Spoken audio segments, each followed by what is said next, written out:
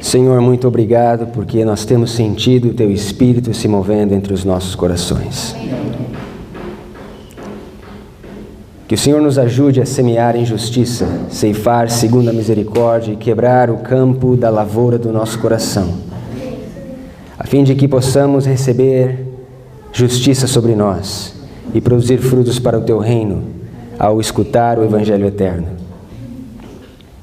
Que não nos contentemos de ser somente ouvintes, mas praticantes da palavra. Ao abrirmos as Escrituras, que o Senhor venha abrir o nosso coração. Unja os nossos olhos com o colírio celeste, para que possamos ver claramente as maravilhas da Tua lei. Assente-se através do Teu Espírito conosco, envia os Teus anjos a circundar-nos e que possamos ser escondidos à sombra da Tua cruz. Perdoa os nossos pecados, apaga-os, para que possamos nos apresentar santos e irrepreensíveis diante de Ti. Unja os meus lábios, dá a minha língua do sábio, e que a minha boca fale as Suas palavras, em nome de Jesus. Amém.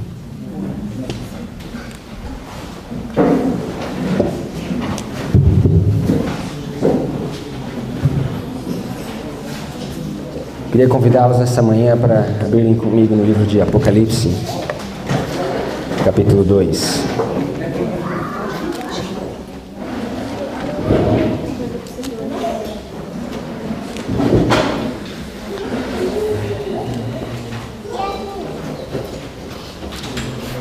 Apocalipse, capítulo 2.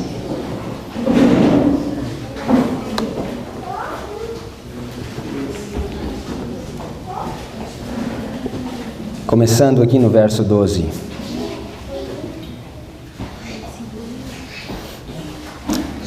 E ao anjo da igreja que está em Pérgamo escreve: Isso diz aquele que tem a espada aguda de 2 fios. Conheço as tuas obras e onde habitas, que é onde está o trono de Satanás. E retens o meu nome e não negaste a minha fé. Ainda nos dias de Antipas, minha fiel testemunha, qual foi morto entre vós, onde Satanás habita. Mas algumas poucas coisas tenho contra ti, porque tens lá os que seguem a doutrina de Balaão, o qual ensinava Balaque a lançar tropeço diante dos filhos de Israel, para que comessem dos sacrifícios da idolatria e fornicassem. Assim tens também os que retêm a doutrina dos nicolaítas, o que eu odeio. Arrepende-te, pois, quando não em breve virei a ti, e contra eles batalharei com a espada da minha boca. Quem tem ouvidos, ouça o que o Espírito diz às igrejas. Ao que vencer, darei a comer do maná escondido, e dar-lhe-ei uma pedra branca, e na pedra um novo nome escrito, o qual ninguém conhece, senão aquele que o recebe. Queridos amigos, a igreja de Pérgamo foi uma igreja que passou por muitos problemas e dificuldades. A igreja de Pérgamo é a igreja de Balaque e Balaão. Balaque e Balaão representam a união entre o poder político e o poder religioso. Balaque, o rei, contratou Balaão para enganar e amaldiçoar o povo de Deus. E Balaque, Balaão e as moabitas foram usadas pelo inimigo como a tríplice aliança que enganou o povo de Deus. A igreja de Pérgamo é uma igreja que tem, na sua essência, a característica de Balaque e Balaão. A doutrina de Balaão, que lançou uma pedra de tropeço diante dos filhos de Israel. Balaão sabia que enquanto os filhos de Deus permanecessem fiéis, obedecendo os mandamentos de Deus, jamais o inimigo poderia alcançar a vida deles. E por isso ele lançou a pedra de tropeço, fez com que os filhos de Israel comessem dos sacrifícios da idolatria. Através das paixões do apetite, corrompeu a mente e o coração dos israelitas. E da mesma forma, através da fornicação com as moabitas, o povo de Israel caiu em pecado e foram amaldiçoados por isso, colheram as consequências por isso. Então, a igreja de Pérgamo é a igreja em que você encontra o poder estatal, o poder político e o poder religioso se unindo. E nós sabemos, como adventistas, que isso aconteceu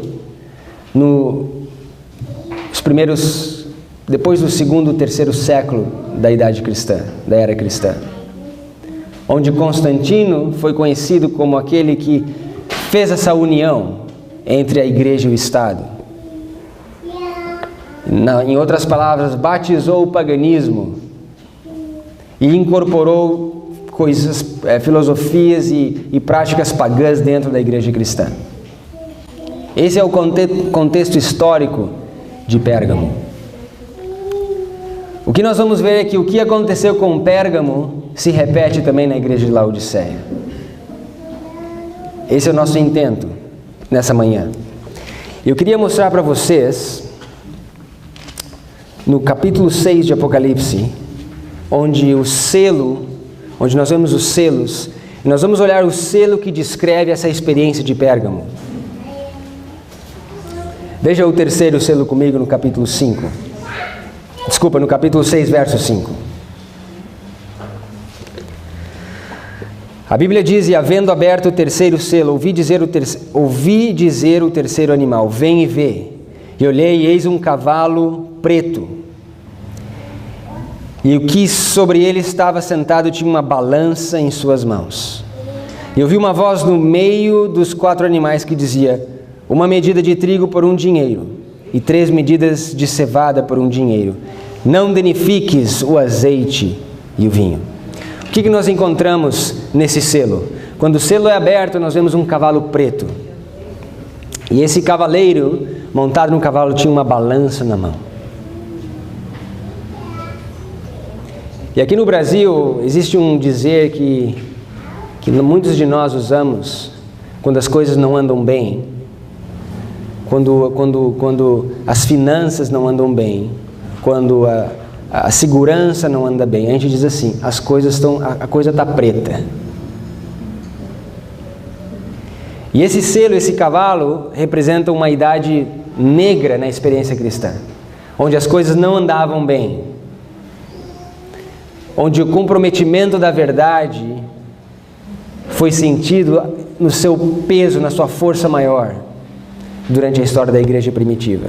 O começo e o desenvolvimento da apostasia que daria origem ao homem do pecado, ao filho da perdição, ao anticristo, Jezabel, a igreja de Tiatira. Tudo começa aqui na igreja de Pérgamo, onde essa união ela acontece. E veja essa balança na mão desse cavaleiro, e ouvi uma voz que dizia: uma medida de trigo por 1 dinheiro, e 3 medidas de cevada por 1 dinheiro. Não danifiques o azeite e o vinho. O que isso quer dizer? Que experiência que eles estavam, o que eles estavam experimentando nessa época? Por que a balança pesando esse alimento? O que representa esse alimento? O que estava acontecendo? O que é uma medida de dinheiro? Veja comigo no livro de Mateus e vamos tentar entender o que está acontecendo aqui. Mateus capítulo 20. Mateus capítulo 20.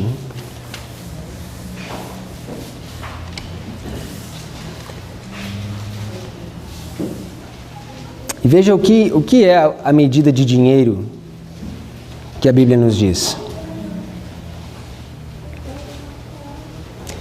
Mateus capítulo 20, verso 1. Porque o reino dos céus é semelhante a um homem, pai de família, que saiu de madrugada a assalariar trabalhadores para a sua vinha. E ajustando com os trabalhadores a 1 dinheiro por dia, mandou-os para a sua vinha. O que nós encontramos aqui? A medida de 1 dinheiro representa 1 dia inteiro de trabalho. Agora pense comigo, Você já pensou uma porção de trigo? Uma porção de trigo era boa para uma refeição, uma porção de trigo. Custar um dia inteiro de trabalho. A cevada, que era um grão mais ordinário, mais comum, 3 medidas de cevada era um dinheiro. Um dia inteiro de trabalho. Ou seja, se a minha família tinha 3 membros, eu tinha que trabalhar um dia inteiro para sustentar uma refeição. O que está acontecendo na terra durante esse período? Uma escassez, uma fome. Veja comigo no livro de Amós, capítulo 8. No tempo de Pérgamo, nós vemos essa escassez, essa fome, mas não de pão, não de água, mas de ouvir as palavras de Deus. Era uma idade negra, uma idade preta, uma época negra na história cristã. Amós capítulo 8, verso 11.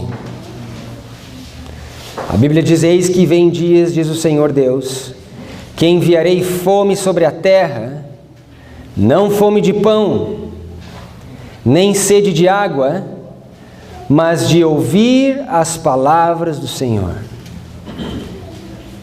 Esse era o tempo em que Pérgamo estava experimentando. Mas, mais uma vez, a experiência de Pérgamo, ela se repete nos nossos dias. Portanto, nós também temos que olhar e entender que há um período de fome, de escassez que nos aguarda. Não fome de pão e água, mas de ouvir as palavras de Deus. Eu quero mostrar para vocês em que momento histórico essa fome e essa seca, ela acontece. Abram comigo no livro de Lamentações.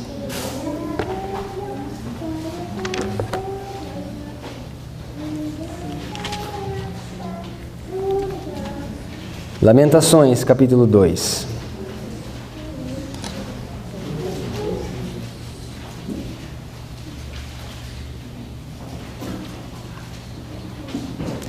Veja em que momento que a seca acontece, que a fome acontece.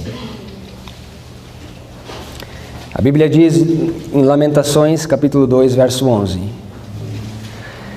já se consumiram os meus olhos com lágrimas, turbadas estão as minhas entranhas, o meu fígado se derramou pela terra por causa do quebrantamento da filha do meu povo. Pois desfalecem o menino e a criança de peito pelas ruas da cidade. Ao desfalecerem como feridos pelas ruas da cidade, ao exalarem as suas almas no regaço de suas mães, perguntam a elas: onde está o trigo e o vinho? Veja que Israel passa pela mesma experiência aqui no livro de Lamentações. A fome, escassez. Aonde está o trigo? Aonde está o vinho? Notem no capítulo 5, mesmo livro, capítulo 5. Veja o que o profeta Jeremias nos diz. Lamentações, capítulo 5. Lamentações, capítulo 5.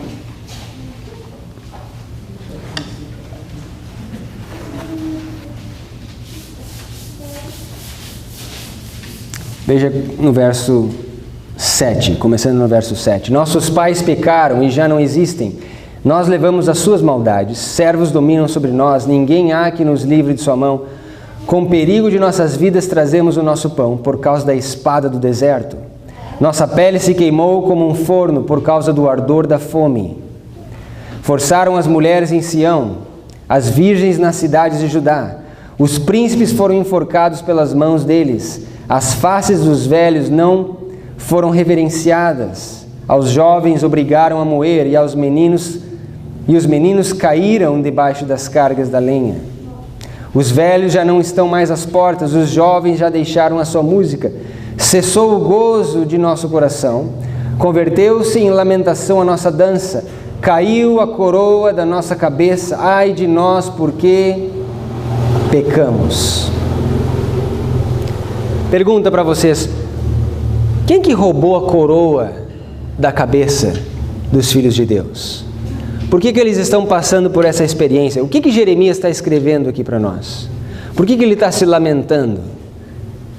Que experiência é essa que ele presenciou? Veja que Jeremias presenciou o cumprimento da sua própria profecia. Se você olha o livro de Jeremias, você vê que do capítulo 1 até o final ele profetiza sobre a vinda do rei do norte. Que o rei do norte viria e traria assolação à cidade, destruiria a cidade por causa da iniquidade do povo. E você abre em Lamentações de Jeremias e ele descreve o que ele viu. Cenas terríveis como as próprias mães compassivas cozinhando os filhos no cerco da filha do meu povo. Comendo a carne do seu próprio ventre por causa da fome e da seca. Da fome e da escassez. E a Bíblia diz que Babilônia foi quem tomou a coroa da cabeça de Israel. O rei do norte entrou na terra de Israel e tomou a coroa da cabeça de Israel. Israel perdeu a sua coroa. Abram comigo o livro de Jó. Veja o que Jó nos diz.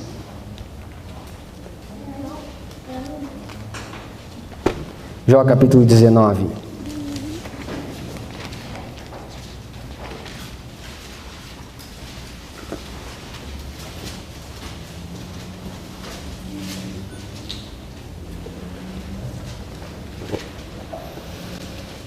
Vejam comigo no verso 7. Eis que clamo violência, porém não sou ouvido. Grito socorro, porém não há justiça. O meu caminho ele entrincheirou, e já não posso passar, e nas minhas veredas pôs trevas. Da minha coroa me despojou e tirou-me... Desculpa, da minha honra me despojou e tirou-me a coroa da minha cabeça. Veja que Jó aqui, ele passa pela mesma experiência. E no verso 6, como que ele perde a coroa? Ele descreve que Deus com a sua rede me cercou.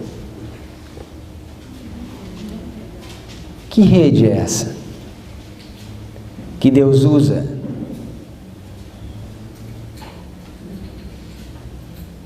Que rede é essa?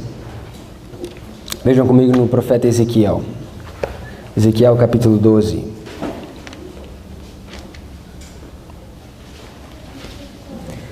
Ezequiel capítulo 12.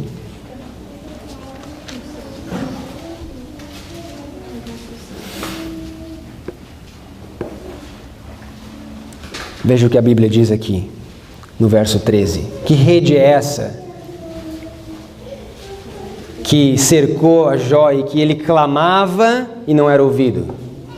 Ele pedia socorro e ninguém escutava.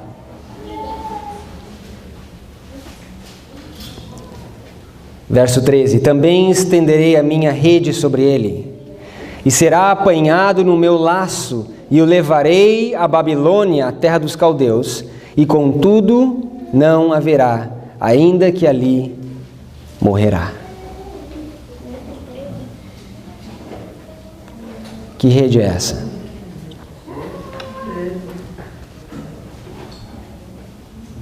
O que diz a Bíblia? O cativeiro, o açoite. Babilônia. O rei do norte é a rede de Deus. Nós lemos ontem que Deus chama Nabucodonosor o meu servo. Deus levantou Nabucodonosor para punir a igreja de Deus.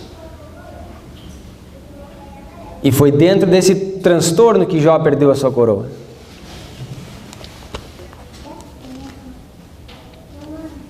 Veja, volta comigo lá em Jó 19.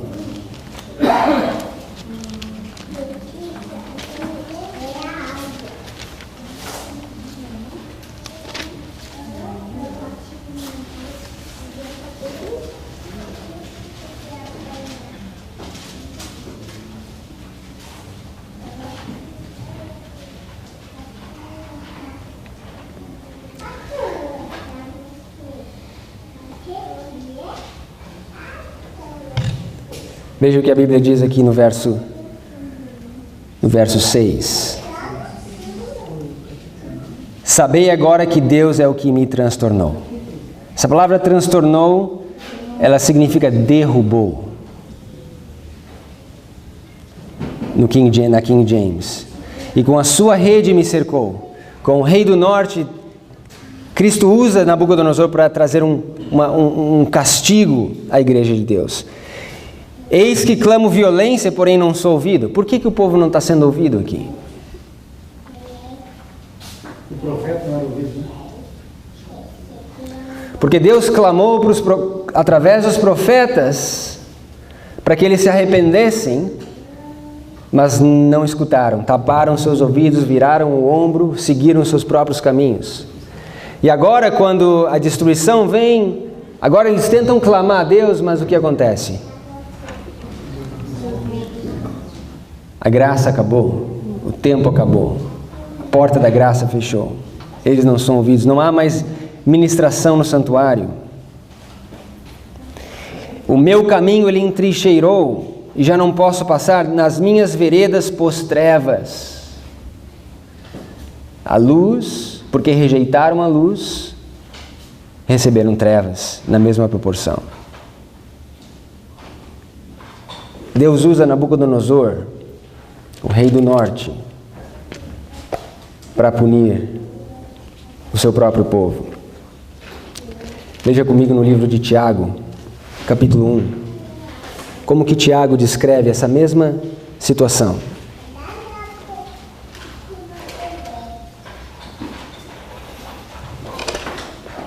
Tiago capítulo 1, começando no verso 11.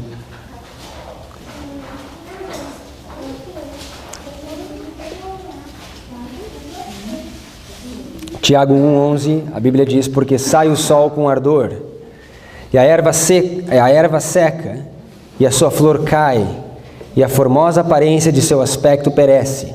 Assim se murchará também o rico em seus caminhos. Bem-aventurado o homem que suporta a tentação, porque quando for provado, receberá a coroa da vida, a qual o Senhor tem prometido aos que o amam.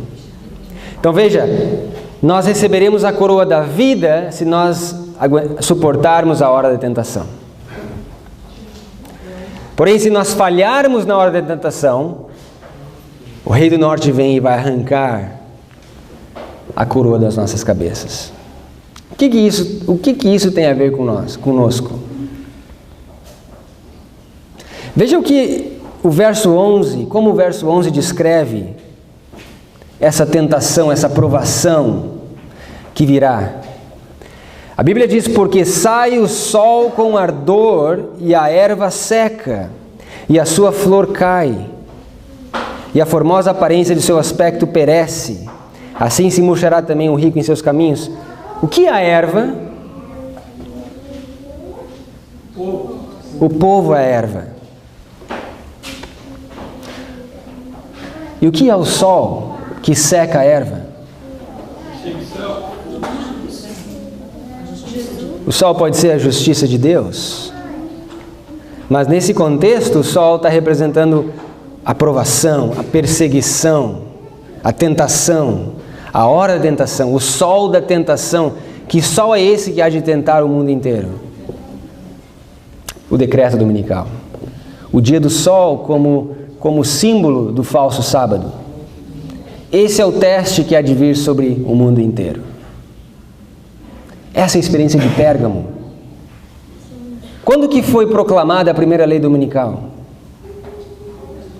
Na época de Pérgamo. Em 321, Constantino fez o primeiro decreto dominical. Foi na época de Pérgamo. A experiência de Pérgamo, ela é repetida na igreja de Laodiceia. Abram comigo em Ezequiel capítulo 7.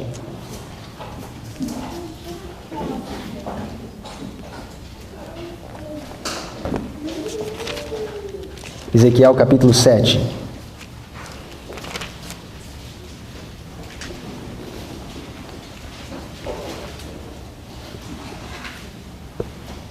Veja no verso 1.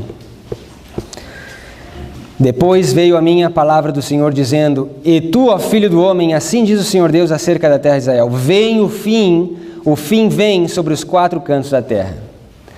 O que quer que o profeta fale aqui, nós sabemos que é referente ao fim do tempo, ao tempo do fim.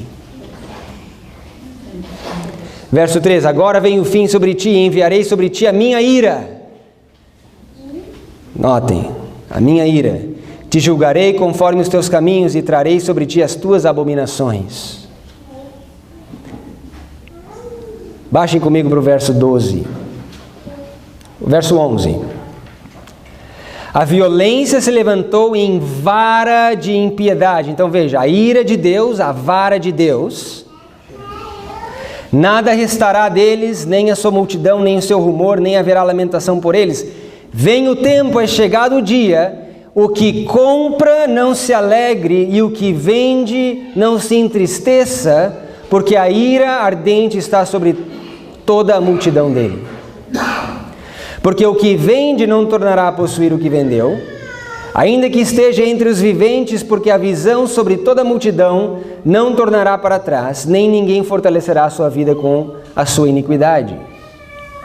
Então veja, o momento histórico que nós estamos falando, o tempo do fim, onde Deus traria a sua ira, a vara da sua indignação sobre Israel, sobre a igreja de Deus, é um tempo também onde o que vende e o que compra não há alegria. Há um problema daquele que vende e aquele que compra.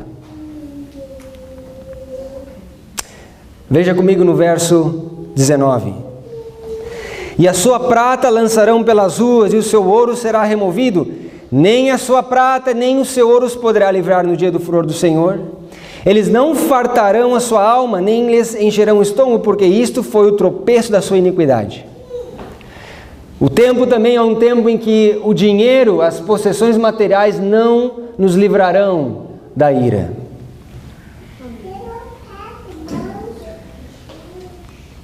A vara da indignação. Tempo onde a compra e a venda, há um problema entre compra e venda. A prata e o ouro não será possível nos livrar desse tempo. Que tempo é esse? Veja comigo no livro de Sofonias. A prata e o ouro não poderão nos livrar. Sofonias capítulo 1. Sofonias capítulo 1. Veja no verso 18.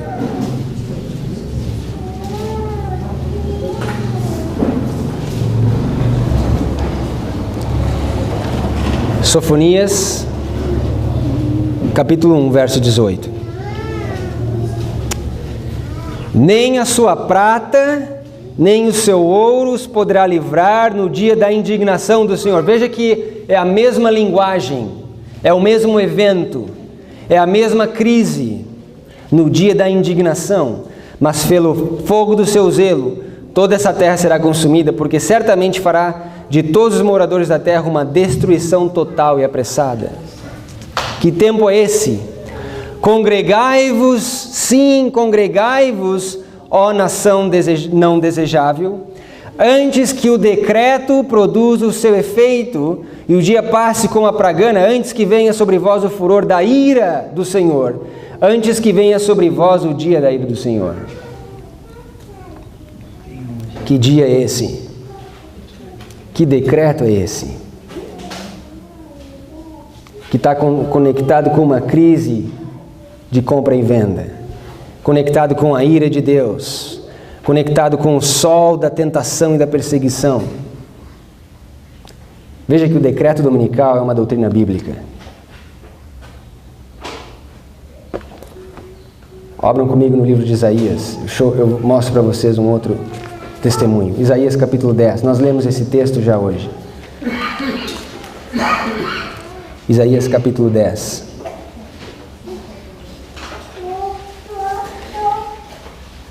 Veja, irmão, essa é a experiência de Pérgamo.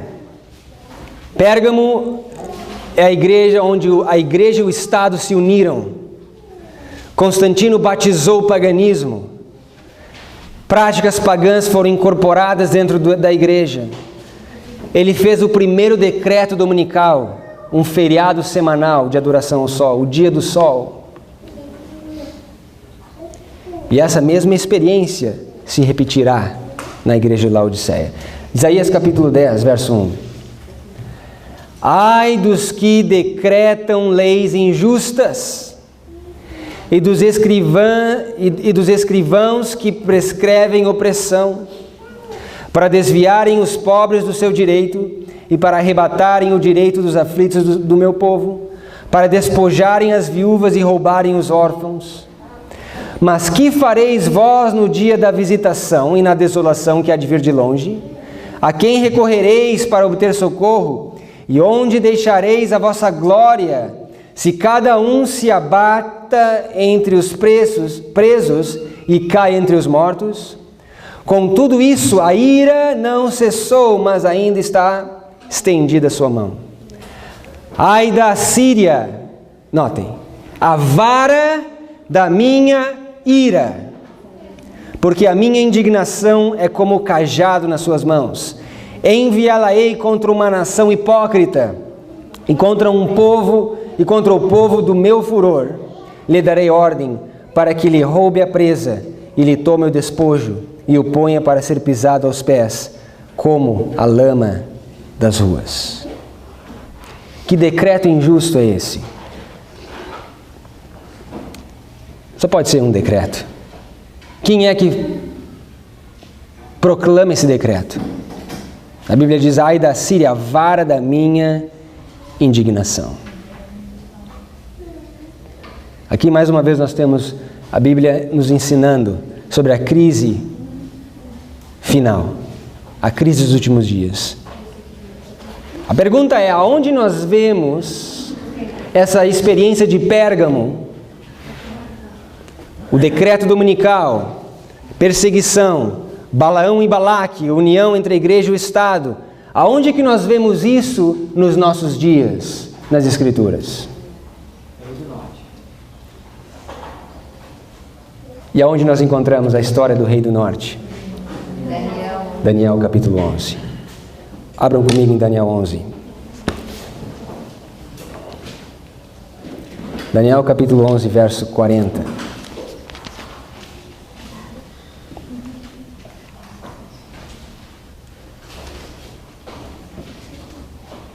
Nós lidamos com o verso 40 ontem. E nós mostramos que a experiência de Sardes é a experiência do verso 40. Pérgamo é a experiência do verso 41. Abram comigo em Daniel 11, 41.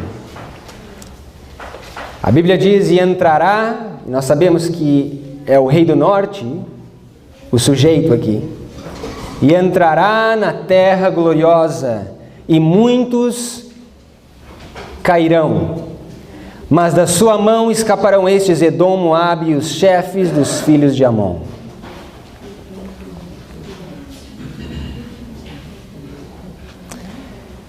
Para nós entendermos esse verso, nós temos que trabalhar algumas coisas aqui.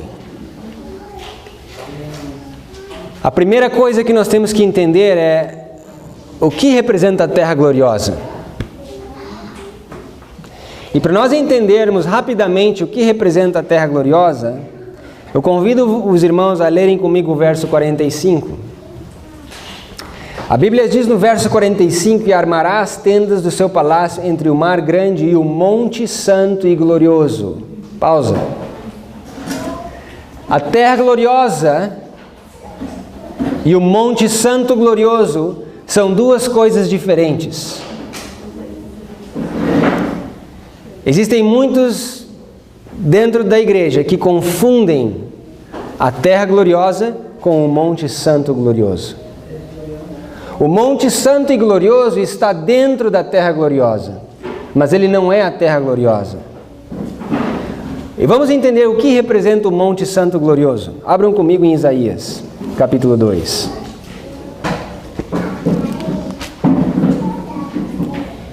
Isaías, capítulo 2. Veja o que a Bíblia diz. Isaías capítulo 2. Começando no verso 1. A palavra que viu Isaías, filho de Amós, a respeito de Judá e de Jerusalém. E acontecerá nos últimos dias. Quando que acontecerá? Nos últimos dias. Que se firmará o monte da casa do Senhor no cume dos montes, e se elevará por cima dos outeiros, e correrão a ele todas as nações. E irão muitos povos e dirão: vinde, subamos ao monte do Senhor, à casa do Deus de Jacó, para que nos ensine os seus caminhos e andemos nas suas veredas. Porque de Sião sairá a lei, de Jerusalém a palavra do Senhor. O que significa o monte santo? O monte do Senhor. A Bíblia diz, é um símbolo da casa do Deus de Jacó. E o que é a casa de Deus? Abram comigo em 1 Timóteo, capítulo 3, verso 15. 1 Timóteo, capítulo 3, verso 15. A Bíblia nos ensina, em 1 Timóteo, capítulo 3, verso 15. Mas se tardar, para que saibas como convém andar na casa de Deus, que é a igreja do Deus vivo, a coluna e firmeza da verdade. Então a casa de Deus é a igreja de Deus, a coluna e a firmeza da verdade. Então o monte santo e glorioso é um símbolo da casa de Deus, da igreja nos últimos dias.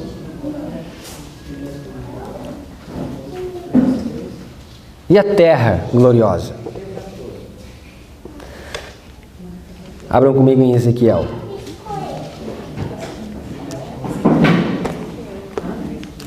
Ezequiel capítulo 20. E eu sei, eu entendo que isso é uma revisão para muitos de vocês. Porém, nós temos que entender que aqui há uma multidão mista. Existem pessoas que nunca ouviram falar dessas coisas. Existem pessoas que conhecem as verdades mais avançadas e já estudaram essas coisas. Mas mesmo aqueles que já estudaram, não se contentem em entender para você, mas você tem que passar isso adiante. E o desafio aqui não é entender, mas é entender a tal ponto de poder ensinar essas coisas para os outros. E a pergunta é, pode você, que já tem estudado a mensagem há anos, dar um estudo sobre os últimos versos de Daniel 11? Mostrar ponto por ponto, da razão da sua fé de cada ponto. Se você ainda não tem conforto suficiente, então é porque essa mensagem é para ti também. Não só para os novatos, não só para os novinhos, mas para nós, todos nós. Você só vai aprender quando você começar a ensinar. Porque esse é o princípio cristão. Você não quer aprender para você salvar a sua vida? O Evangelho não é um Evangelho centrado em mim, em você, mas no próximo. Amar a Deus sobre todas as coisas e ao próximo como a nós mesmos. Todo o verdadeiro cristão é nascido no reino de Deus como um quê? Como um missionário. Se o espírito missionário não está na nossa vida, alguma coisa está errada. E essa é a razão de nós aprendermos e tomarmos tempo em desmembrar a Bíblia, verso por verso, um pouco aqui, um pouco ali, para que você tenha o armamento necessário para ensinar isso e para passar essa mensagem adiante. Esse é o livrinho que o anjo tinha na sua mão. Esse é o maná escondido que Deus prometeu à igreja de Pérgamo e também prometeu a nós nos últimos dias. Como que o maná, qual o sabor do maná? Doce como mel.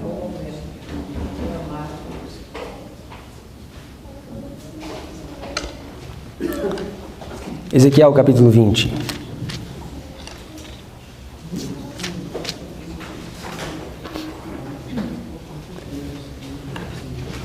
A pergunta é: se o Monte Santo e Glorioso é um símbolo da Igreja de Deus, o que representa a terra gloriosa? Veja comigo em Ezequiel 20, verso 6. Naquele dia levantei a minha mão para eles, para os tirar da terra do Egito, para uma terra que já tinha previsto para eles, a qual mana leite e mel, e é a glória de todas as terras. Que terra é essa? Que terra é essa? Palestina. Terra de Canaã. Veja comigo no verso 15. Ezequiel 20, 15. E contudo eu levantei a minha mão para eles no deserto, para não os deixar entrar na terra que lhes tinha dado, a qual mana leite e mel, e é a glória de todas as terras. O que é a terra gloriosa?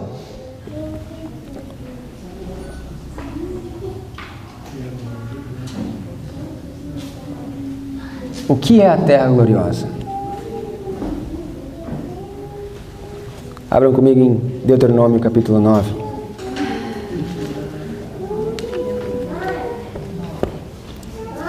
Deuteronômio capítulo 9.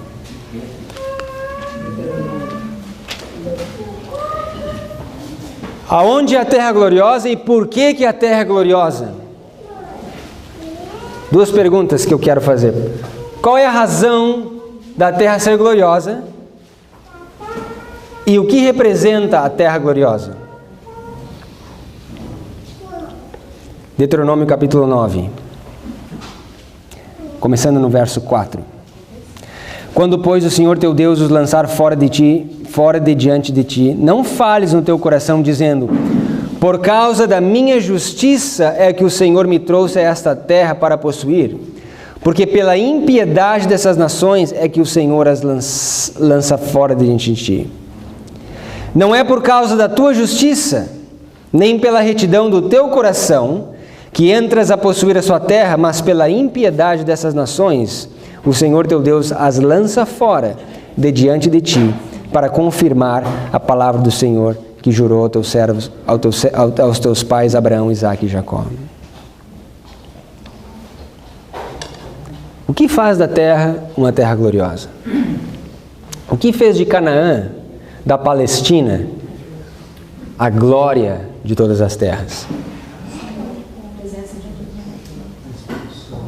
A presença de Deus,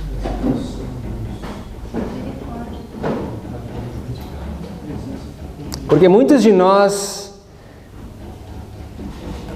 acham que é o fato da igreja de Deus, do povo de Deus estar dentro da terra, que faz da terra gloriosa, que faz da terra uma terra gloriosa.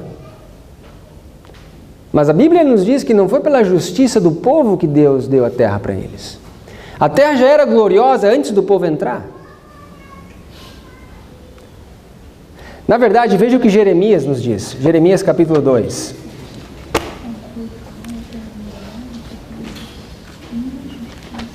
Você acha que quando o povo entrou na terra, a terra ficou mais gloriosa ou menos gloriosa? Porque a terra já era gloriosa. Jeremias capítulo 2.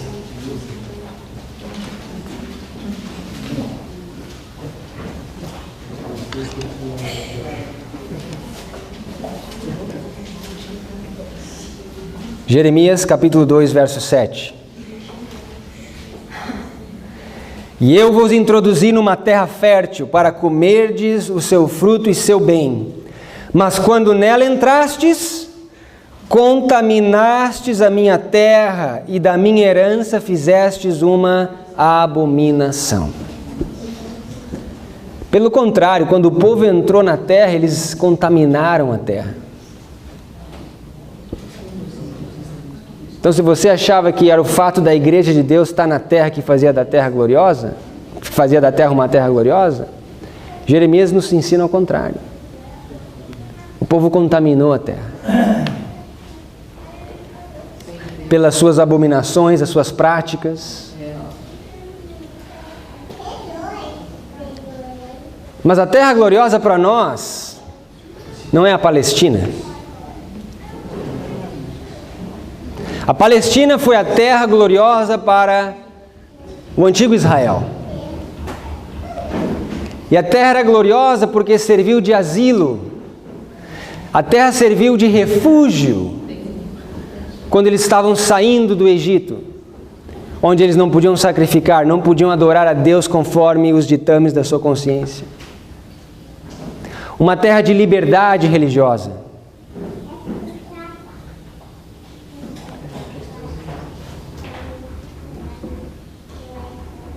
Para nós, Deus também providenciou uma terra gloriosa.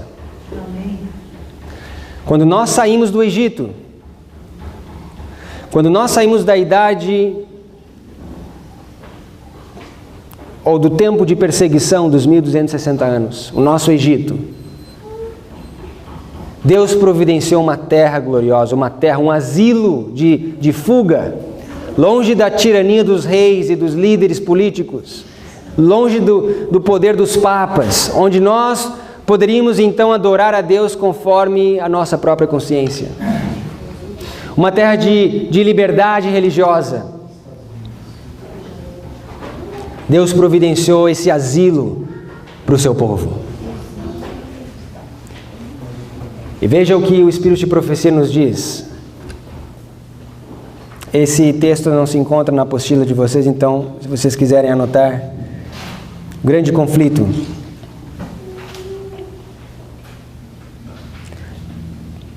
Grande conflito.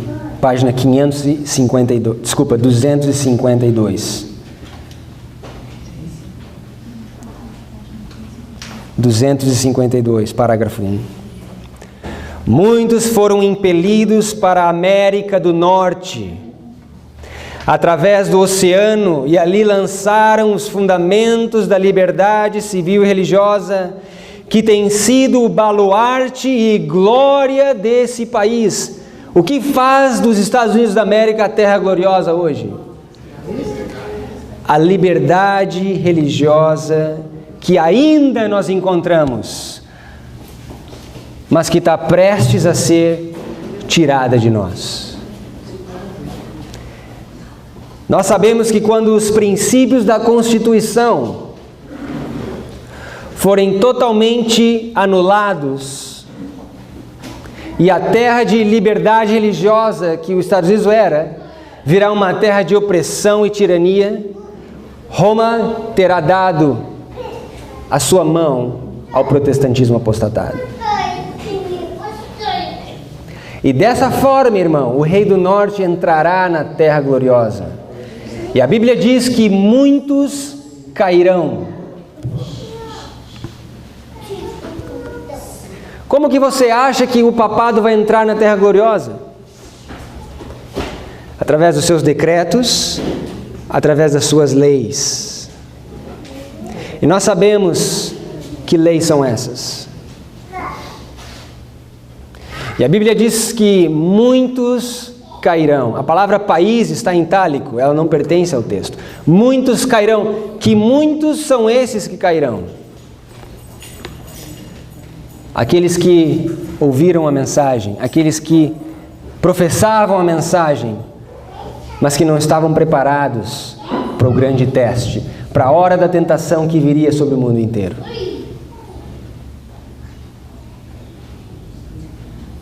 E a Bíblia diz que quando o rei do norte entra na terra gloriosa, esses caem.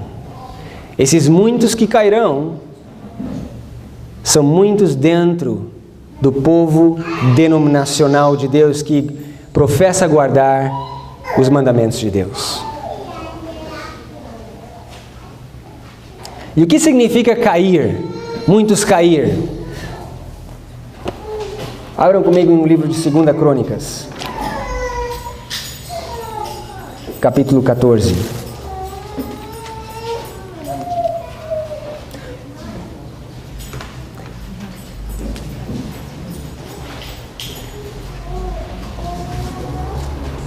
Segunda Crônicas, capítulo 14, verso 13. A Bíblia diz: E Asa e o povo que estava com ele os perseguiram até Gerar, e caíram tantos dos etíopes que já não havia neles resistência alguma, porque foram destruídos diante do Senhor e diante do seu exército, e levaram dali muito grande despojo. Quando muitos caem, de acordo com as Escrituras, eles já não conseguem se levantar. Não há resistência mais para se levantar. E eles são destruídos. O que esse princípio nos ensina? É que quando o decreto for proclamado, quando o papado estender a mão e agarrar a mão do protestantismo apostatado, através dos seus decretos e leis injustas, muitos dentro de nós cairão para nunca mais levantar. Ou seja, o tempo de graça começa a se encerrar para nós com o decreto dominical. Não há mais tempo de preparação. A crise, ela somente vai revelar o teu caráter. Não há tempo de se preparar para uma crise durante a crise. Você se prepara antes da crise. Não há tempo de se preparar para a prova no dia da prova. Você tem que se preparar para a prova antes da prova. Quando vem a prova, ela simplesmente vai revelar se você está preparado ou não está preparado. E essas mensagens têm como objetivo preparar-nos ou despertar no nosso coração o desejo de nos prepararmos para a volta de Cristo. A propósito, irmãos, sabe quem que está na terra gloriosa agora, enquanto nós estamos falando aqui? O homem do pecado, o filho da perdição, o papado. Pela primeira vez na história ele vai falar ao Congresso. Nós estamos vendo a profecia se desenrolar perante os nossos olhos. Porém, o fato dele estar nos Estados Unidos agora não cumpre Daniel 11:41 ainda. O que cumpre é quando a lei nacional for promulgada. E nós sabemos que a lei dominical já está no papel e que os homens, eles trabalham para proclamar essa lei nas trevas e que virá sobre nós como uma surpresa esmagadora. O que significa isso? Quando você menos esperar, ela virá. Assim como um ladrão. Você não espera o ladrão, ele aparece. Uma surpresa esmagadora e muitos cairão. E não poderão se levantar mais. Vão no livro de Êxodo, capítulo 32 comigo. Êxodo 32.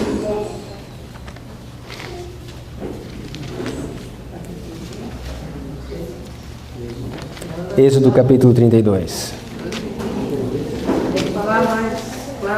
Êxodo capítulo 32.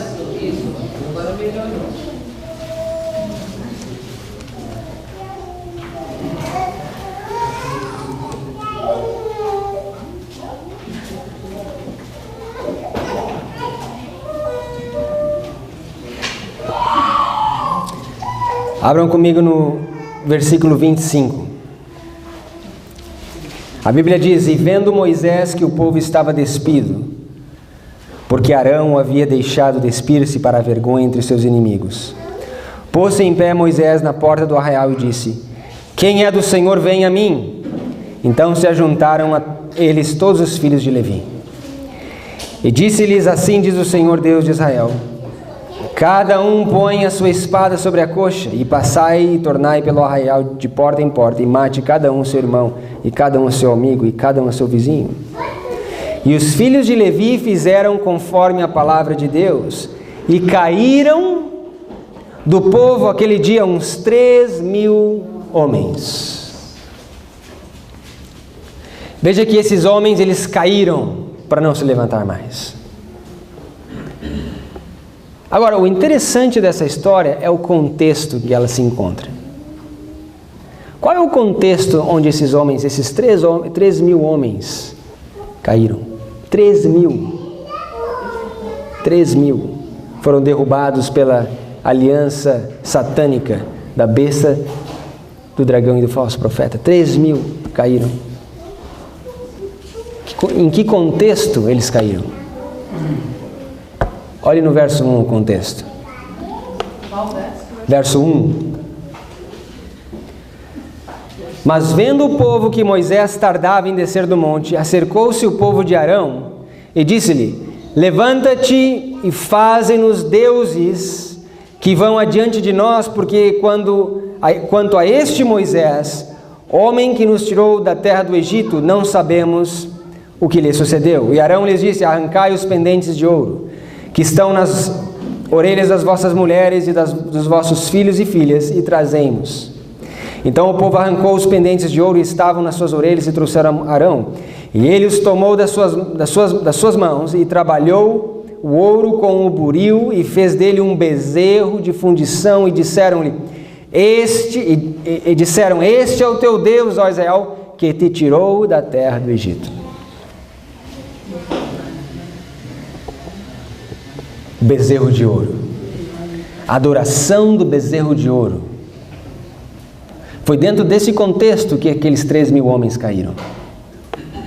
O que representa o bezerro de ouro? O que é um bezerro? O que é um bezerro? Um animal, é uma besta. O bezerro de ouro representa a imagem da besta. Quem era Arão? A Bíblia diz em Êxodo capítulo 7 que Arão era um profeta, mas nesse caso aqui ele representa o falso profeta. E nós conhecemos a história com muita dança, com muita cumilança e bebedices. Eles dançavam e cantavam músicas, adorando aquela imagem da besta. E Moisés desce do monte e vê aquela festa, aquela farra, quebra as leis, as tábuas das leis, porque o povo estava quebrando a lei. Pega o pó, queima o bezerro de ouro no fogo, pega o pó desse bezerro e faz o povo beber. Olhem comigo ali no verso 20.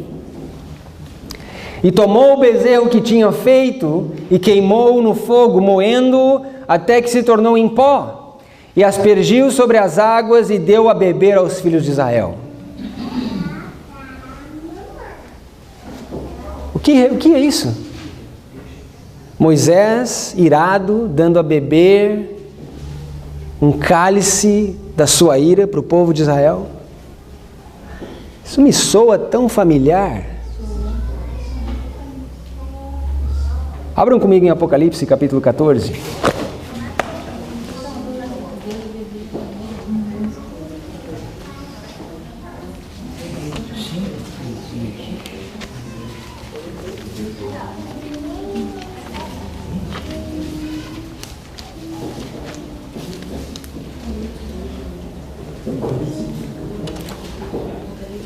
Apocalipse capítulo 14, verso 9. E seguiu-os o terceiro anjo, dizendo com grande voz: se alguém adorar a besta e a sua imagem, e receber o sinal na sua testa ou na sua mão, este também beberá do vinho da ira de Deus, que se deitou não misturado no cálice de sua ira, e será atormentado com fogo e enxofre diante dos santos anjos, diante do Cordeiro. A terceira mensagem angélica. Crise dominical. Imagem da besta, marca da besta. Muitos cairão nesse dia, para jamais poderem se levantar. Ao mesmo tempo em que muitos de nós cairão, ao mesmo tempo em que as nossas fileiras serão esvaziadas e sacudidas, a Bíblia nos diz que Edom, Moabe e os chefes dos filhos de Amon escaparão das mãos do rei do norte. E quem representam esses três grupos? Edom, Moabe e Amon, que escapam. Eles conseguem fugir dessa crise. Eles escapam dessa crise. Gênesis capítulo 25, rapidamente, para nós identificarmos esses grupos. Gênesis 25.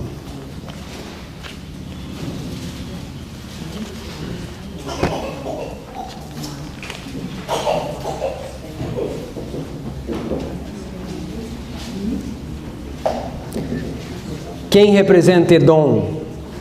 O primeiro grupo é Edom. A Bíblia diz: entrará na terra gloriosa, muitos cairão, mas das suas mãos escaparão Edom, Moabe e os chefes dos filhos de Amon. Gênesis 25, verso 30. E disse Esaú a Jacó: deixa-me, peço-te, comer desse guisado vermelho, porque estou cansado. Por isso se chamou Edom. Quem era Edom? Esaú. Hebreus capítulo 12. Abram comigo. Em Hebreus capítulo 12.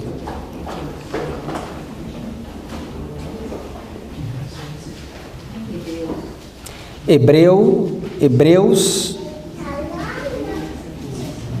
capítulo 12.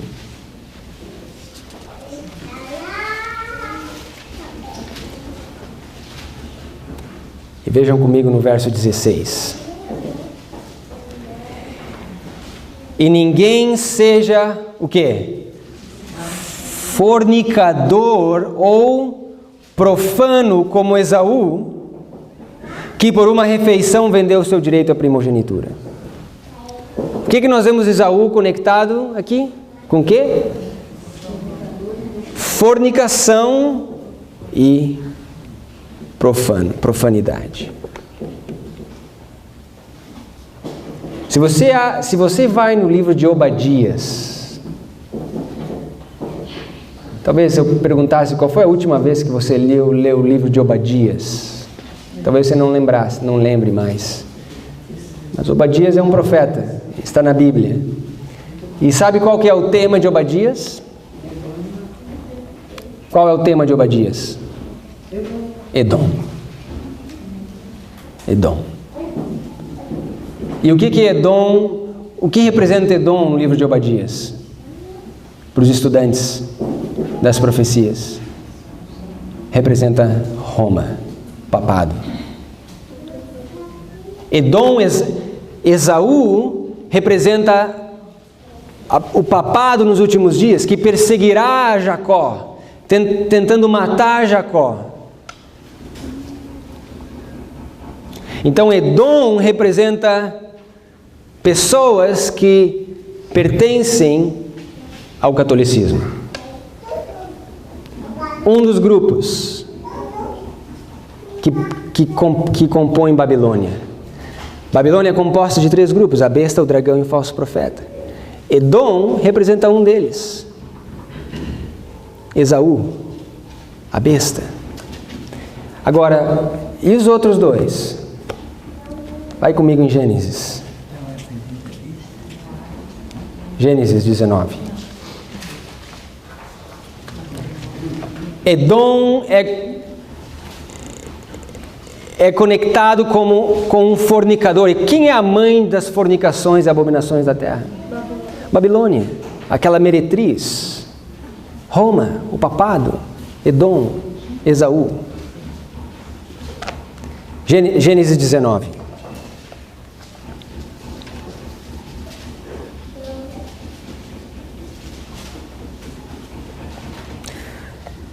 Veja comigo no verso 35. Verso 35.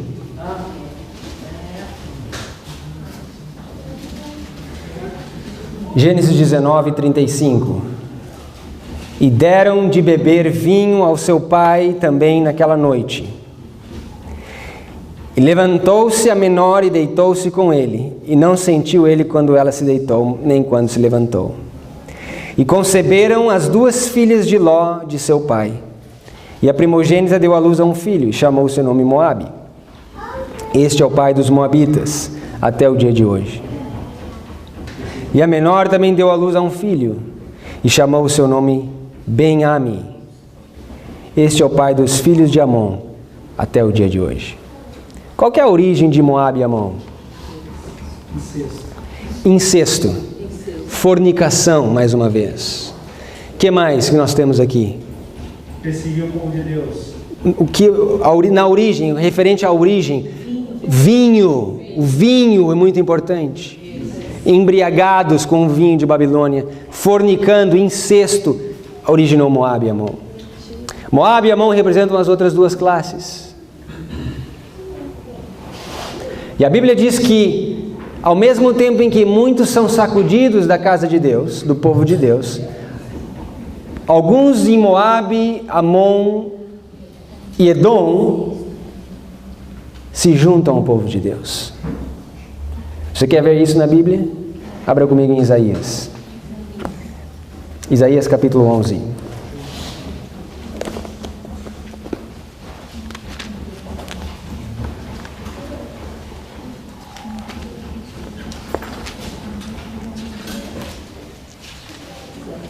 Isaías capítulo 11.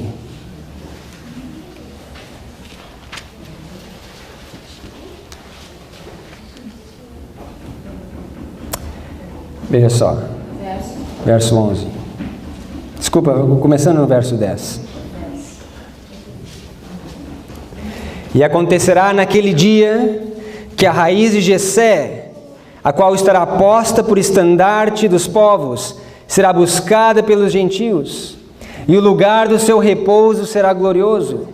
E há de ser naquele dia que o Senhor tornará a pôr a sua mão para adquirir outra vez o remanescente do seu povo, que for deixado da Síria, do Egito, de Patros, da Etiópia, de Elã, de Sinar e de Amate, das ilhas do mar. E levantará um estandarte entre as nações, e ajuntará os desterrados de Israel, e os dispersos de Judá congregará aos quatro confins da terra. E afastar-se-á a inveja de Efraim, e os adversários de Judá serão desarraigados. Efraim não invejará Judá, e Judá não oprimirá Efraim. Antes voarão sobre os ombros dos filisteus ao ocidente, juntos despojarão aos do oriente. Em Edom e Moabe porão as suas mãos, e os filhos de Amon lhes obedecerão.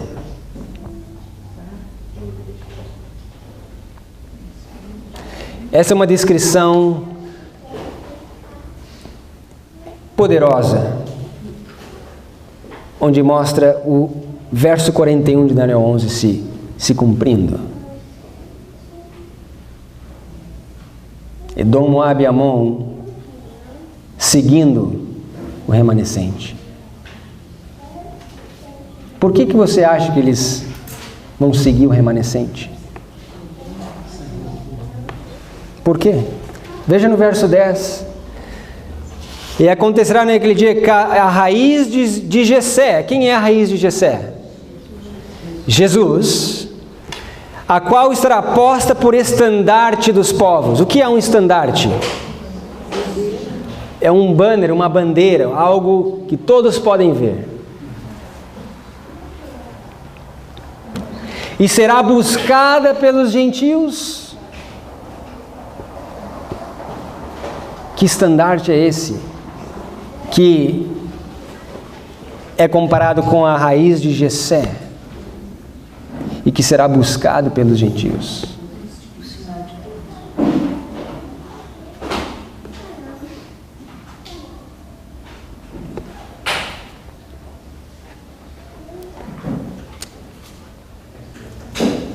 Deixa eu mostrar mais um verso para vocês, em Amós.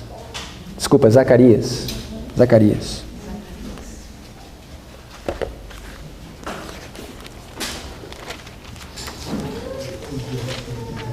Zacarias,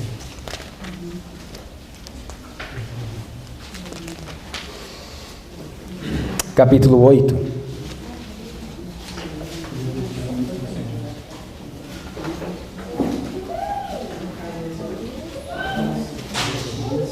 Zacarias, capítulo 8, verso 22. Existem muitos testemunhos. Nós não temos tempo para ir em alguns, só em poucos. Zacarias 8, verso 22. Assim virão muitos povos e poderosas nações e buscarão a Jerusalém ao Senhor dos Exércitos. E buscarão em Jerusalém o Senhor dos Exércitos. E a suplicar o favor do Senhor. Assim diz o Senhor dos Exércitos. Naquele dia sucederá que pegarão 10 homens de todas as línguas das nações, pegarão sim na orla das vestes de um judeu, dizendo: iremos convosco, porque temos ouvido que Deus está convosco. Veja que aqui há 10 homens, representando todas as nações, representando os três componentes de Babilônia nos últimos dias, a besta, o dragão e o falso profeta. E a Bíblia diz que esses homens, eles olharão para os judeus, olharão para os adventistas, para esse estandarte que foi posto entre as nações, que possuem a raiz de Jessé no seu coração, e pegarão na orla da veste dessas pessoas e dirão: nós queremos seguir vocês. Nós os seguiremos, porque nós sabemos que Deus está com vocês. Por que eles pegarão na orla da veste dos judeus? Por quê? Justiça pela fé. É que nem a mulher. A veste é justiça pela fé, muito bem, mas existia algo na veste dos judeus, algo que havia na borda da veste. O que acontecia? O que havia ali? A barra azul que representa o quê? A lei de Deus. Em outras palavras, eles reconhecerão que esse é o povo de Deus. Eis aqui a paciência dos santos, os que guardam os mandamentos de Deus e a fé de Jesus. Então veja que durante essa crise, Edom, Moabe e Amon se juntam ao remanescente, ao mesmo tempo em que muitos são sacudidos da igreja. Abram comigo em Salmo 141. Nós vamos chegando à conclusão. Salmo 141.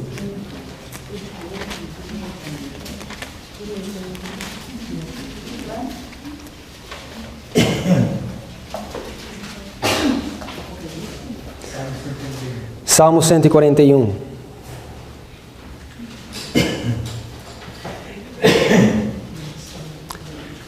Verso 6. A Bíblia diz: quando os seus juízes forem derrubados pelos lados da rocha, ouvirão as minhas palavras, pois são agradáveis. Aonde que os juízes são derrubados? Aonde que eles caem? Pelos lados da rocha. Eles caem, eles são derrubados.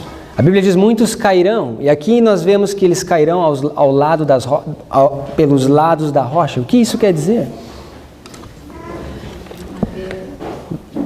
Abram comigo em Mateus 13. Veja que nas parábolas de Cristo, todos os mistérios do Evangelho aqui se encontram. E veja como Jesus nos ajuda a entender. Mateus capítulo 13.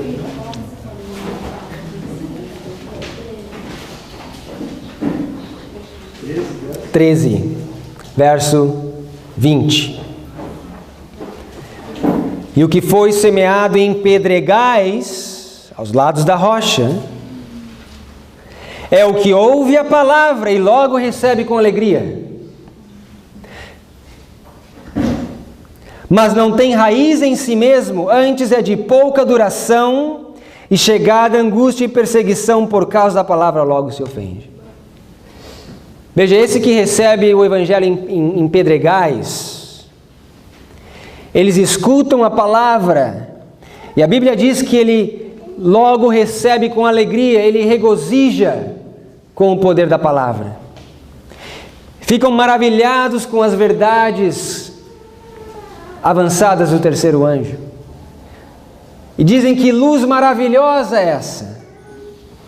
Que mensagem gloriosa, como o Espírito de Deus tem trabalhado aqui. Porém, a Bíblia diz que eles não possuem raiz em si mesmo. Que raiz você acha que é essa? A raiz de Jessé. Quem é a raiz de Jessé? O nosso Senhor Jesus. Eles não têm a raiz de Jessé em si mesmos. Antes são de pouca duração. E o que revela o caráter? A Bíblia diz: e a perseguição por causa da palavra os ofende. O que revela o caráter? A perseguição.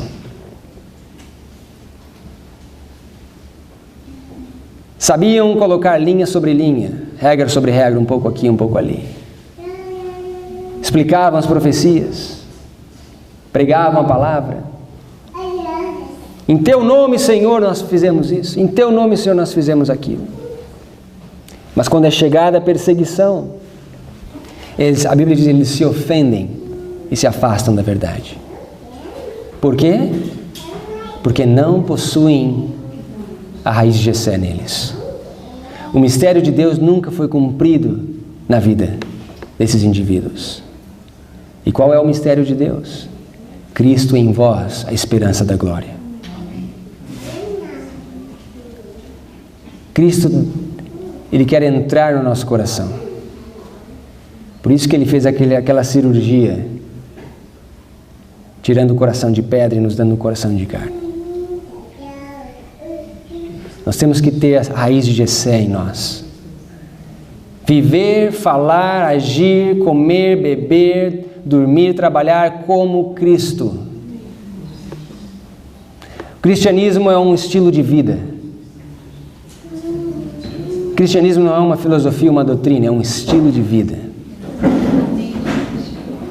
Não é porque nós nos identificamos com certas mensagens que vai nos fazer um cristão.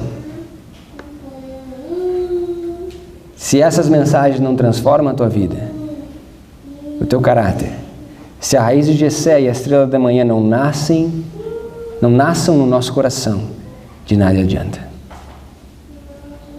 Agora, com o que Jesus comparou essa perseguição e essa angústia na parábola? Veja no verso 5. E outra parte caiu em pedregais, onde não havia terra bastante. Logo nasceu, porque não tinha terra funda, mas vindo o sol, queimou-se, secou-se, porque não tinha raiz.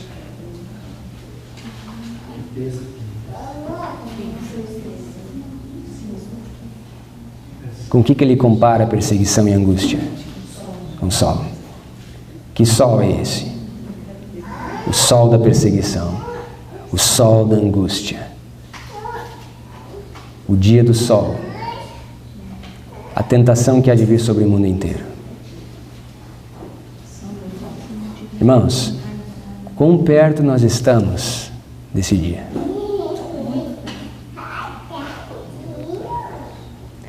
Mas Edom, Moabe e Amon verão dentro do remanescente de Deus um povo santo, separado, que guarda os mandamentos de Deus e tem a fé de Jesus.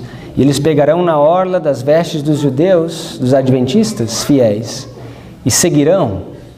E para onde vocês acham que eles irão? Meu último verso em Gênesis 19.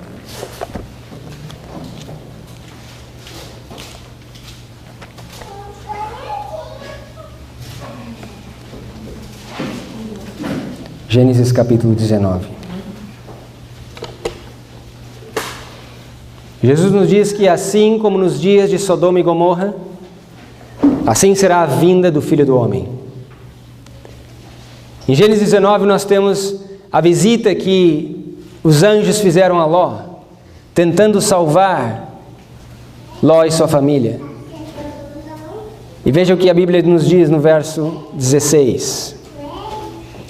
Ele, porém, demorava-se, e aqueles homens lhe pegaram pela mão, e pela mão de sua mulher, e pela mão de suas 2 filhas, sendo-lhe o Senhor misericordioso, tiraram-no e puseram-no fora da cidade. E aconteceu que, tirando-os fora, disse: escapa-te por tua vida, não olhes para trás, e não pares em toda essa campina, escapa lá para o monte, para que não pereças.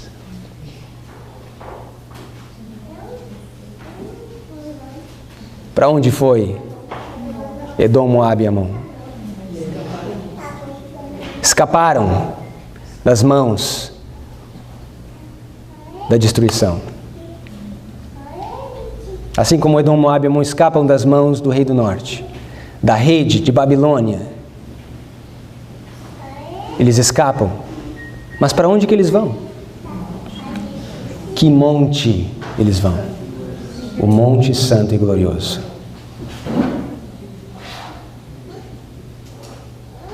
Nesse ponto, o monte é um monte santo e glorioso. Uma igreja sem mancha, sem ruga, sem mácula. Uma igreja perfeita aos olhos de Deus. A menina dos seus olhos, uma noiva ataviada para o esposo.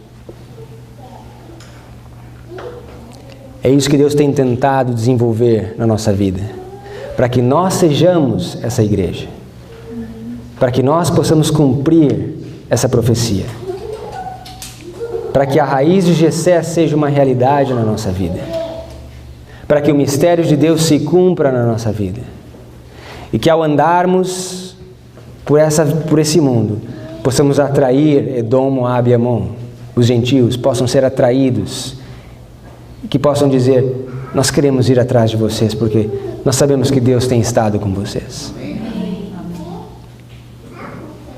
Irmão, eu quero encerrar contando uma experiência que aconteceu conosco, comigo e com minha esposa, há mais ou menos 10 anos, 9 anos.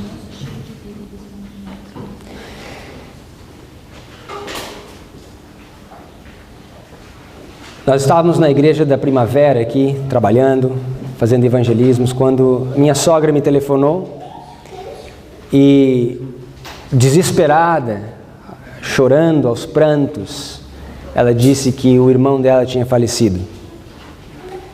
E rapidamente nós corremos para lá e ficamos sabendo da história. Ele havia se afogado na Lagoinha do Leste, aqui na ilha. Um homem que nunca andou no mar, sempre respeitou o mar, tinha medo do mar. Naquele dia ele deu um passo apressado e foi displicente e o mar acabou levando ele. Foi encontrado meses depois, lá em São Francisco do Sul. Já tinha sido enterrado como indigente.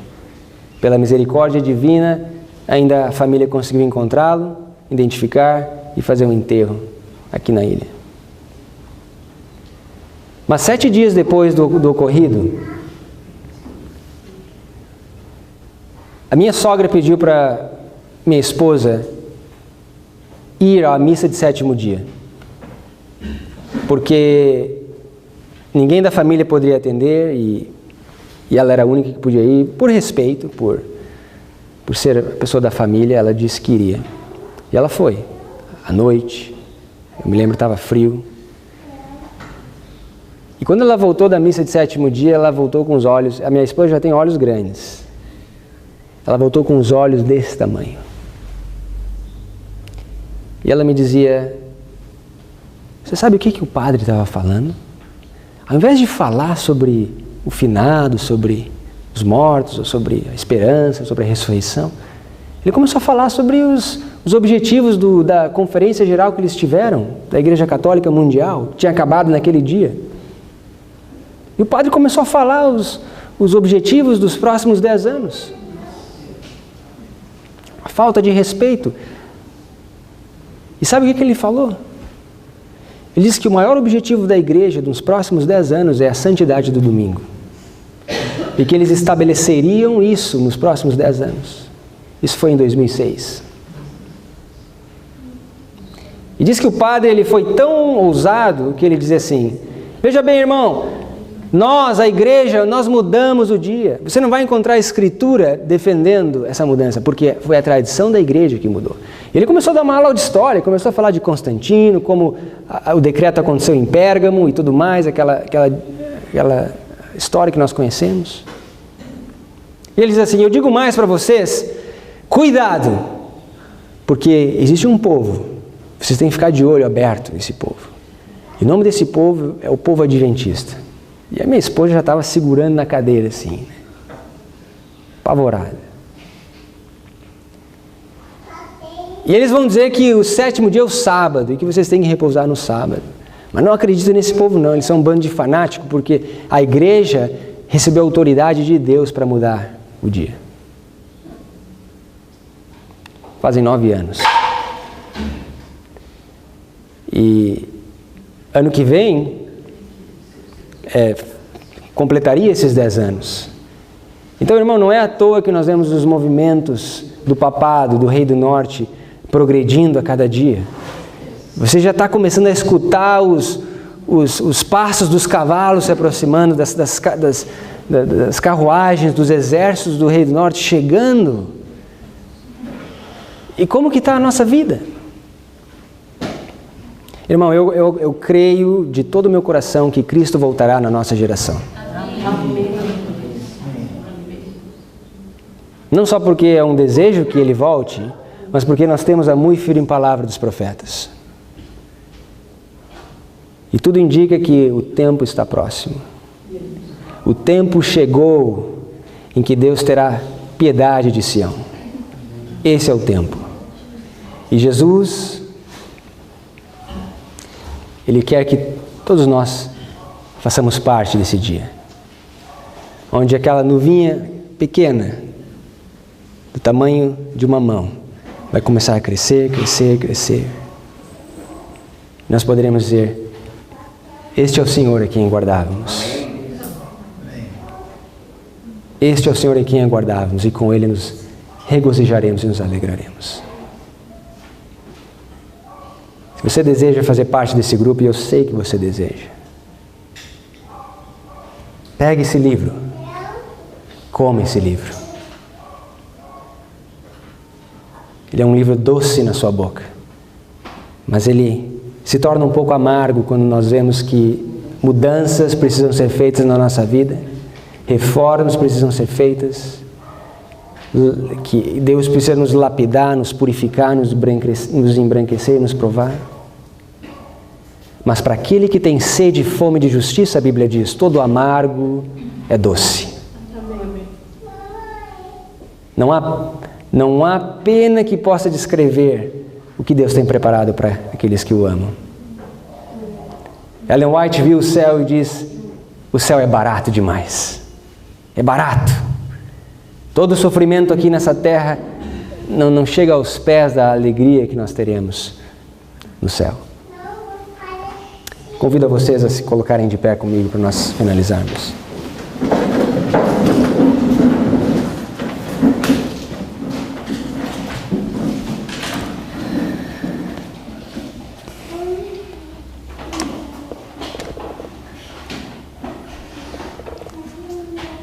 Querido Deus, nós oramos, clamamos para que Teu Espírito caia sobre nós e nos encha de esperança, nos encha com o Teu poder, e que a raiz de Jessé, a estrela da manhã, possa nascer no nosso coração. E assim o mistério de Deus se cumpra na nossa vida. Para que possamos ser epístolas vivas diante dos homens.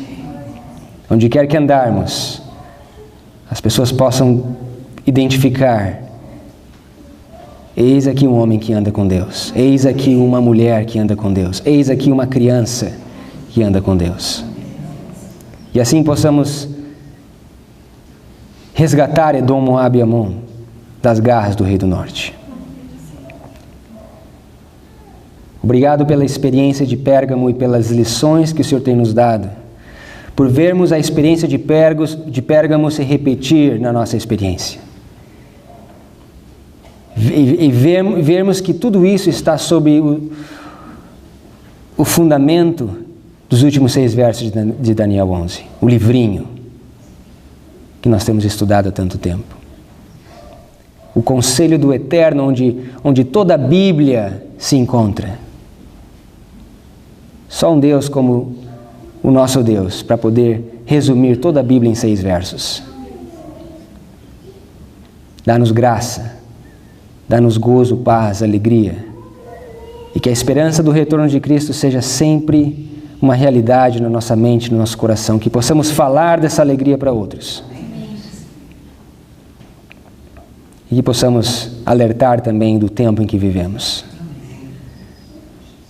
Possamos soar a trombeta e dar à trombeta um sonido certo, mas sempre pregando a mensagem como ela é em Cristo.